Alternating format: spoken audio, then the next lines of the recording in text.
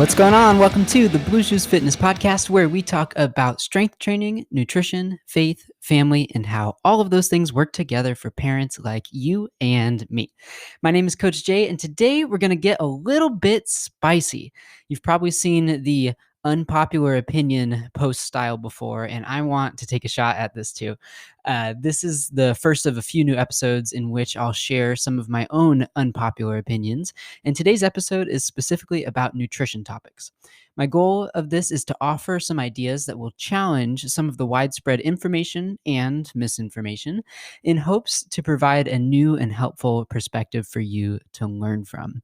Before we get into that, let's start off with our verse of the week, and I'm actually just going to read a section of scripture here. This is a story from Genesis 22, and you can just take this with you throughout the rest of the week, and I hope that it blesses you and encourages you. This is Genesis 22, the story of Abraham being tested. And as a little bit of a precursor, this is a huge Old Testament illustration that very clearly points to Jesus' sacrifice that's going to be about 2,000 years after this event happens. All right, this is Genesis 22, just right in verse 1. Sometime later, God tested Abraham. He said to him, "Abraham." "Here I am," he replied. Then God said, "Take your son, your only son, whom you love, Isaac, and go to the region of Moriah. Sacrifice him there as a burnt offering on a mountain I will show you." And then the next day, they go up to the mountain and they set everything up. And then in verse 6, as the two of them went on together, Isaac spoke up and said to his father, Abraham, "Father?" "Yes, my son," Abraham replied. "The fire and wood are here," Isaac said, "but where is the lamb for the burnt offering?" Here's the best part. Ready? Abraham answers, "God himself will provide the lamb for the burnt offering, my son." And the two of them went on together. And then Abraham binds up Isaac and is about to sacrifice his son when an angel appears to him and stops him. And in verse 12 it says, "Do not lay a hand on the boy," he said. Do not do anything to him. Now I know that you fear God, because you have not withheld from me your son, your only son." Abraham looked up, and there in a thicket he saw a ram caught by its horns. He went over and took the ram and sacrificed it as a burnt offering instead of his son. So Abraham called that place, "The Lord will provide." And to this day it is said, "On the mountain of the Lord it will be provided." Wow, that is an amazing story and kind of a crazy one when you start to think about it. But this is an amazing shadow, kind of a precursor, an allusion to what's going to be happening to Jesus about 2,000 years after this story happens, after Abraham is here. And so, wow, that's just pretty amazing. I have no real additional commentary on that. I just think that the story itself is encouraging, and the Old Testament is filled with examples like this, but this is one of my favorite and very clear examples of what is to come with Jesus. All right, let's get into today's topic. We are talking about some actually unpopular opinions, and this is the nutrition edition. I already recorded this episode once, and I wanted to refine it a little bit more because I think the way when I started to listen back to it, it sort of sounded like I was trying to elevate my own opinion and sitting on my high horse, and that is not the idea of this episode here. Rather, the idea is that there are a lot of posts out there where people will preface it by saying, this is a big unpopular opinion. And this is kind of me making fun of that style of post. But also at the same time, I think there can be a lot of truth that can come out of those. But the way that it's kind of turned around is that people now use this style of post in a very unironic way, and it doesn't end up being funny or educational. And so I want to take a crack at it. Point being that most unpopular opinion style of posts end up just really stating a completely obvious and very non-controversial statement, and it's one in which nearly every industry professional is going to agree with, and it's not actually unpopular. And so one of the original unpopular opinion posts that I came across that started this line of thinking for me was one that read something to the effect of, "Unpopular opinion, a calorie deficit is the only way to lose weight."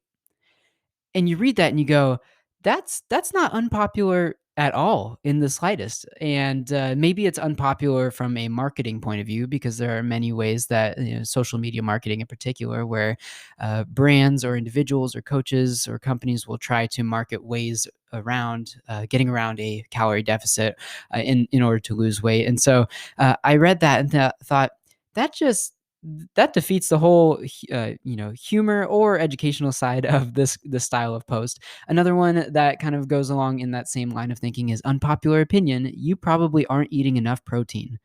Again, I don't know that that's real unpopular. Maybe it's true, but that's something where it's not really as controversial as I think people who make a post like this often want it to be. And maybe another one would be unpopular opinion: cutting out carbs is unnecessary and isn't a good way to lose weight.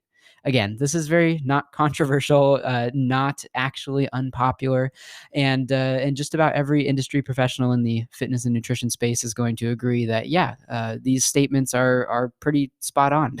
And so I wanted to take a crack at sharing some opinions that might actually be a little bit unpopular. And the thought of this is that my goal is to share some information that I do hope and think will be helpful in and of itself, but I mostly want to provide a new perspective that allows you to think outside of the box when it comes to your own nutrition choices and related goals. It's important to understand that as fitness and nutrition professionals, myself included, that we are usually targeting a specific audience with similar goals, similar lifestyles, etc. And so, because of that, there is such thing as universal nutrition information, things that are simply true or things that are simply untrue. But there's not such a thing as universal nutrition advice.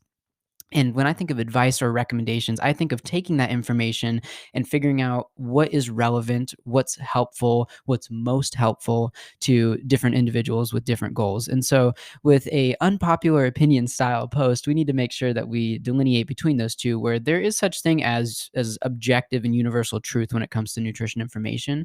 But you do need to, as my favorite authors in Mama Bear Apologetics use this idea with theology. They talk about chew and spit, where you do need to chew all of this information and then spit out what's not helpful, what's not relevant for you. Even if it's true information, that some of it just might not be your best next step of what you need to be thinking about or focusing on. And so that's what I want you to do with today's episode here. This is going to be a little bit like playing devil's advocate in the sense of providing an alternative perspective and challenging you as the listener here. And so let's get right into it. Let's get right into some of my actually unpopular opinions. And these are all going to be nutrition related. The very first one is, in fact, the very first unpopular opinion that I think I probably came across that really sort of struck a nerve of this misses the bigger picture. And this is my unpopular opinion here. Ready? 1,200 calories is not always too few calories to eat. And the style of post that I tended to see around this is coaches and just nutrition fitness influencers always talking about how 1,200 calories a day is never enough, that it's almost as if this is the number that gets demonized of, if you're eating 1,200 calories a day, you are always eating too few calories a day. And I would say a lot of the times that is true. And I think it's worth talking about how this idea of 1,200 calories seems to have been perpetuated by fad diets, trendy diets, things like that, where and unfortunately a lot of it gets targeted at women and saying that you just need to eat 1,200 calories or less per day and that you will lose weight. That is that is true, and so that's where we need to kind of make that distinction here, that that is likely going to be true for most people. If you were to eat 1,200 calories a day, you would likely lose weight, and if that was your goal, that is a viable way of doing that. However, we do need to look at the bigger picture of this rather than just picking an arbitrary number and saying this is always wrong. What goes into it? Well, when you talk about your caloric needs, whether it's maintenance levels or anything above or below that, there are a lot of factors that go into play. Not the least of them being your height, your weight, your age, your muscle mass, your activity level, your gender, and so all of these factors that are, some of them are going to be within your control. Some of them are just going to be how your body is set up. Uh, we need to take into account that these are going to play a role. And so people who are shorter, lighter, older, less trained, less active, and female will generally need fewer calories overall than the people who are kind of the opposite of all those. And so we need to make sure that we don't totally discount this arbitrary number just on the idea that there's something magical about it, kind of like 10,000 steps a day. You hear that number thrown around a lot of you need to get 10,000 steps a day, when in reality, that recommendation came around from a pedometer company that just wanted to create something that was marketable and easy to remember. And just like with this number here, too, if you hit 10,000 steps per day, you are likely going to be getting plenty of activity. However, as I talked about in one of the previous episodes, that the threshold is not actually 10,000 steps a day for improved health benefits. It's probably closer to like 7,500. Anyway, all that being said, we do need to make sure that we look at the bigger principle of the matter. And for some people, 1,200 calories might be an appropriate number of calories that's near their maintenance, or that might be an appropriate deficit for them. And so for some people, shorter or more drastic diets can work extremely well. So this idea of 1,200 calories, I guess what I'm trying to fight against is the idea that you don't need to eat 1,200 calories a day in order to lose weight. Some people, that might be the case because that might just be what's below their maintenance. But at the same time, it's not always too few calories either, if that makes sense. We need to make sure that we look at the bigger picture behind some of these recommendations rather than just assuming that a certain number is going to work for everybody in all scenarios. All right, unpopular opinion number 2. You probably don't need more nutrition information. You need more nutrition action.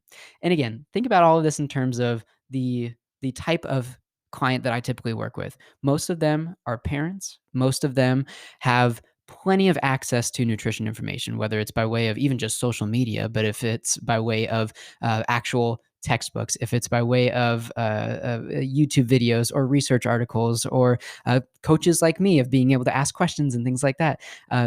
The access to that information is probably not the issue. And in fact, most people that I tend to work with are struggling with the basics as far as nutrition goes. Things like eating more protein, eating more vegetables, eating more fruits, eating fewer heavily processed foods, things like that. And so you probably don't need me as a coach to tell you to eat more protein, to eat more vegetables and fruits, and so on and so forth. That's probably not the issue. Rather, it's putting those basics into action. And so this is something that a lot of people fall into this feedback loop where they go, okay, I'm not seeing the results that I want, and it couldn't possibly be because I'm not eating enough protein or fruits and vegetables, things like that. It must be some trick or hack or some other kind of like gate kept so, nutrition information where somebody's gatekeeping it and saying, okay, this is something that is highly secretive and I just haven't discovered it yet. And so it ends up becoming this insatiable quest in order to find whatever that missing puzzle piece is. And that is not the case for a lot of people. A lot of people just need to actually put what they know into action. Of course, that is much easier said than done, but that is the next step for a lot of people. And so, my recommendation for this is to let your lived experience guide the nutrition information that you seek out. Meaning, take a look at the actual issues that you're having. If it's something related around protein, if it's around getting more fiber in your diet, whatever that next step is for you, take a look at what that issue is, what that obstacle is, and then figure out what additional information you need in order to solve that problem. And for a lot of people, it's not going to require additional information. It's just going to require action.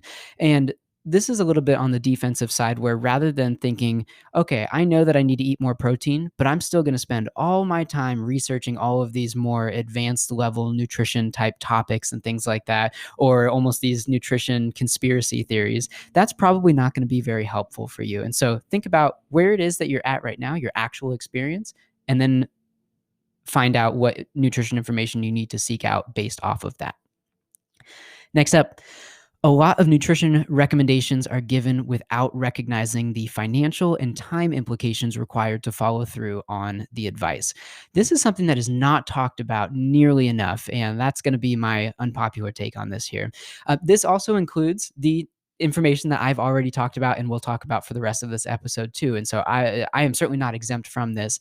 I think that it's worth bringing this up though, is that a lot of nutrition recommendations if you think about what's actually required to follow through on those, a lot of the time it requires a lot of time and a lot of money for people to actually follow through on all of those. And a lot of people, and in fact, uh, I don't know about most, but I can at least say many people cannot afford the recommendations that they are constantly being fed on social media. From a financial point of view, think about buying only organic produce or buying higher cost per serving protein sources like local grass-fed meats, things like that. Think about name brand supplements or just supplements in general. You might be, if you spend any amount of time on social media, you might get the idea that you need to buy all organic foods and that you need to buy local grass-fed, meats and protein sources, or that you need supplements or that you need a certain brand of supplements. That ends up costing a lot more money than a lot of people can afford on those kinds of products. From the time point of view, this is something that is maybe talked about even less, is a lot of the times these recommendations have a built-in assumption that you have lots of extra time to be able to spend on your nutrition, or that you have however much time you have, but that you need to spend your extra time on your nutrition. Things like shopping at multiple grocery stores. This is a big thing where a lot of the times recommendations that I see online will say, you should get your protein sources from this type of a store or grocery store or farmer's market or whatever it is. And then you should get your produce from this, something like a farmer's market or something like a specific grocery store. You need to be getting your supplements from a yet another location. And so, this takes extra time, of course, and of course, extra money to be able to shop at different grocery stores all simultaneously. Whereas a lot of families will just have a one-stop shop, whether it's Costco, whether it's their local grocery store, whether it's their, Sprouts or Whole Foods or whatever it is. They go one place and then they get everything there, even if that doesn't have all of the ideal or recommended types of pieces of advice that you're getting on social media. A lot of times they just have a one-stop shop and then that's it, because that's what they have time for. Same thing with the food prep. Think about cooking every meal at home or cooking every meal from scratch at home too. A lot of these things are just going to take extra time that a lot of people don't have. And so some ideas that I would maybe recommend to you, if this is something that you've thought about, of going, yeah, I don't think I could ever afford to eat like these people are recommending, even if they are true recommendations. Again, we have to do the whole chew and spit method of thinking about what's actually relevant and helpful for where you're at in your life right now. So my recommendation here is to track both your nutrition intake and to track your food budget. And then you can make some adjustments from there if you are able to. So you can take a look at your nutritional intake and go, am I actually deficient in anything? Do I actually need to increase any one of my micro or macronutrients? And if you do, then maybe you take a look at your food budget and you go, do I have room in my food budget to be able to get different ingredients, to be able to get higher end ingredients or new ingredients and things like that? And maybe supplements would be included in that if that's something that you deem necessary. Those are some of the things that I would recommend, of just starting with actual objective data to go, let's just track these things and to see what I actually end up needing and what I'm actually able to do about that. I would say that that's probably a pretty reasonable way of going about that. Next up, speaking of supplements, unpopular opinion, you're probably wasting money on half of the supplements that you're buying. Okay, so when we talk about supplements, the very first thing that I share with my clients is, let's talk about the name supplements, and that has that implication that supplements are supplemental. And that should not be a surprise to anybody, but that's something that a lot of people don't really think about. When you scroll through any sort of nutrition or especially fitness forum of any kind, you get this idea that you need to have a supplement stack that you just couldn't live without. And it's going to cost you a few dollars a day to be able to keep it up, but it's going to be totally worth it because you're going to get all these gains out of your workouts and blah, blah, blah, all that kind of stuff. And I don't know that that's overly helpful for the vast majority of people who are seeking out that information. Of course, there are scenarios where people are going to benefit from supplements, whether it's training and performance related, or if it's just supplements for their diet itself. But a lot of the people who are going to be seeking out that information by way of a Google search or a YouTube search or asking somebody on Instagram are probably not going to be the people who that's going to be their next step. Like I said, a lot of the people that I tend to work with, just like myself, very normal people who are just looking at improving their training, maybe for the sake of itself, but probably for the sake of just their everyday life, of being stronger in their everyday life as a parent. These people like us are probably not going to be overly benefiting from just a huge supplement stack over the course of the day. And so, when it comes to supplements, we need to recognize that a lot of them are not effective to begin with. That's let that sink in for a second. A lot of supplements are simply not effective to begin with, not to mention the dose in which you're receiving them. And what I mean by that is a supplement that has been shown to be effective. If you see that of, effective for brain support, for immune health, for some of these, especially some of these things that are a little bit harder to quantify, it can be a little bit worrisome when you start going, okay, but how effective are those things? And so a lot of supplements are kind of just junk to begin with, but let's look at the ones that are claiming to be effective. Even if it gave you a 1% boost in whatever metric it's saying it's effective in, they can claim that it's effective. Now, 1% in a lot of areas is probably, you have to balance it out with what you're paying for that supplement to begin with. And so for a lot of people, that trade-off is not going to be worth it. And so you have to look at, not only is it effective, but also how effective is it? And that's the magnitude of efficacy that we have to look at too. You might also be paying for a more expensive version of something without additional benefits. Something like creatine monohydrate, very basic, very simple, very inexpensive in the way of supplements. But a lot of companies, in order to be able to profit from it, will have to mark it up in some way, even if it's the exact same supplement. And so this is something that you might get in your head from especially social media sources and affiliate marketing and all that kind of stuff, which I think is awesome. But you do need to be aware that you might be purchasing or being encouraged to purchase something that you could get for half the price that's going to be the exact same product. So something to think about with that there. And not to mention, from a training supplement point of view, that you might not be training hard enough to actually reap the full benefits of that supplement. Something like creatine, again, where that it has a slew of methods by which it works, but a lot of them are going to be dependent on you actually training hard enough in order to get the full benefit out of it. So just something to keep in mind when you're looking at supplements, and especially if you're trying to simplify things from a budget point of view or just from an overall lifestyle point of view. Supplements are truly supplemental for most people. All right, next up, your healthiest and happiest body is when you're eating at maintenance. This is something that is a bit unpopular, and not only maybe social media wide, but also some of the conversations that I have with my clients. They don't always love hearing this. And I think that it ends up being beneficial in the long run.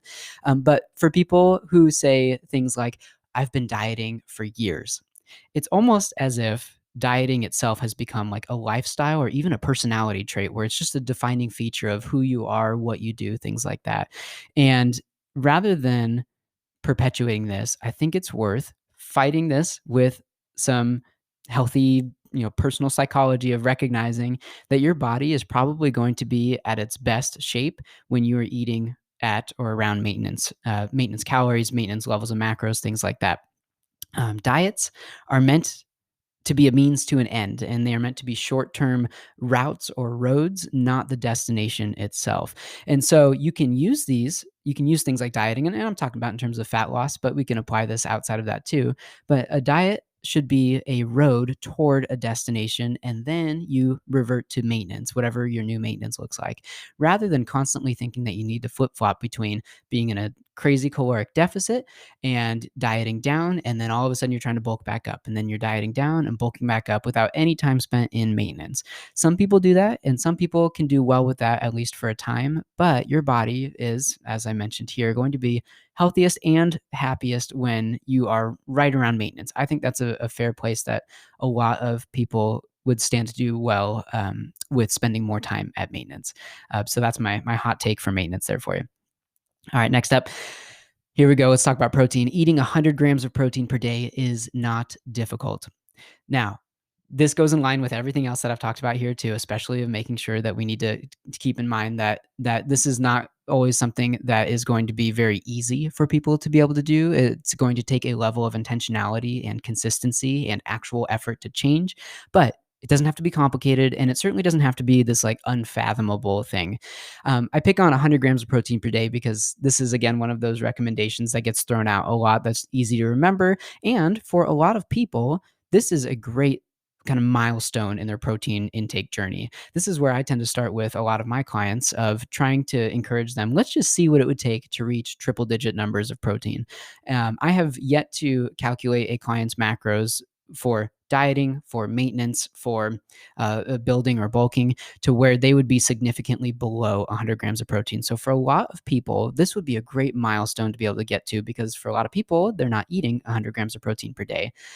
This number, though, especially once you hit that third digit, it seems to be as if people just go, oh my gosh, there's no way I could ever possibly do that. And I want to help dispel that a little bit here. Let's just do a couple of a little illustration here with some quick math. Let's just say that you're eating 3 meals a day and that we want to split up your protein over the course of 3 meals. And just for a round even number, let's pick 35 grams of protein per meal. That's going to get you 105 grams per day. What would it take to get 35 grams of protein in a meal?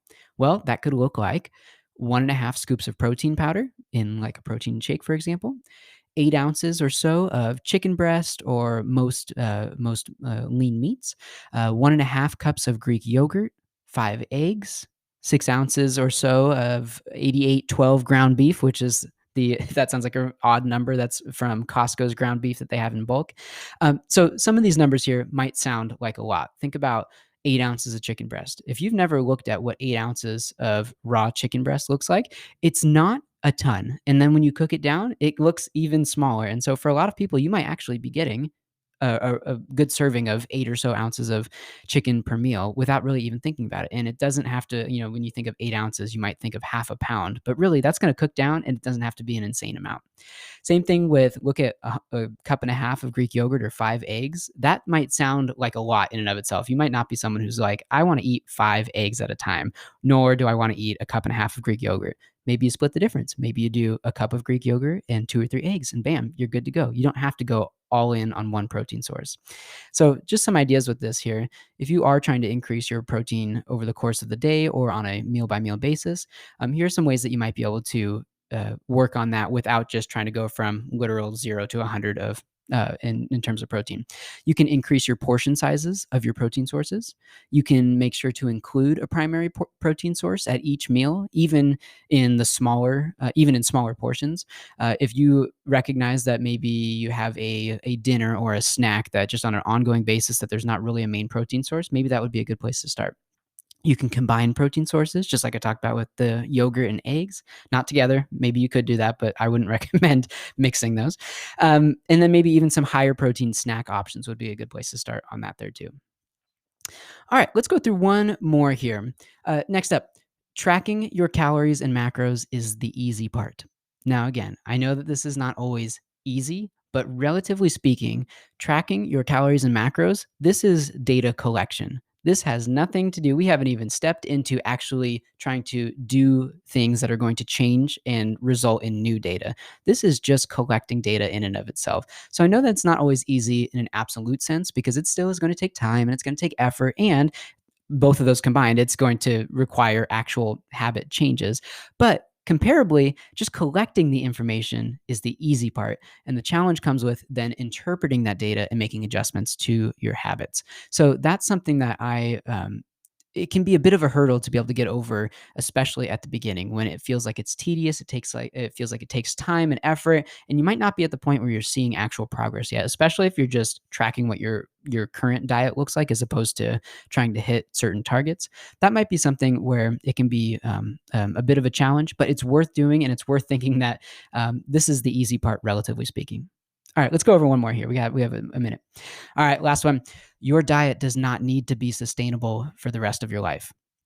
This is a common sentiment that I hear all the time. Here's what I mean by sustainable here is that you do not need to have this mindset of, in order to diet down for the sake of weight loss, maybe, this needs to be something that I'm willing to do for the rest of my life. That is simply not the case because, again, dieting is not a lifestyle. It's a road. It's a road to a destination. Your diet simply needs to be sustainable for the duration of your dieting phase. And that might be somewhere between 6 or 8 or 12 or even 16 weeks at a time. It does not need to be a lifelong thing. Just like with financial budgeting, you're going to have different seasons of life and you're going to have different goals. And that's going to allow for more or less flexibility or rigidity depending on what it is that you're doing. If you're saving up for a house or a car or a big purchase, you might need to be a little bit more rigid on some of your other spending that you might be doing. Whereas sometimes you might not have a particular goal like that. Maybe you got a Christmas bonus or whatever it is, and now you can be a little bit more flexible with your spending. Same thing goes with your dieting as well too, where you need to make sure that it's just sustainable for the duration of the actual phase itself, and then from there you have a plan of how you're going to get back to maintenance after that. All right. Thanks for hanging with me on this unpopular opinions nutrition episode here. I have a few more of those coming out for you, and I'm really excited to share that with you. But that's going to be it for today's episode. I am Coach Jay. Thanks for hanging with me, and we'll see you next time.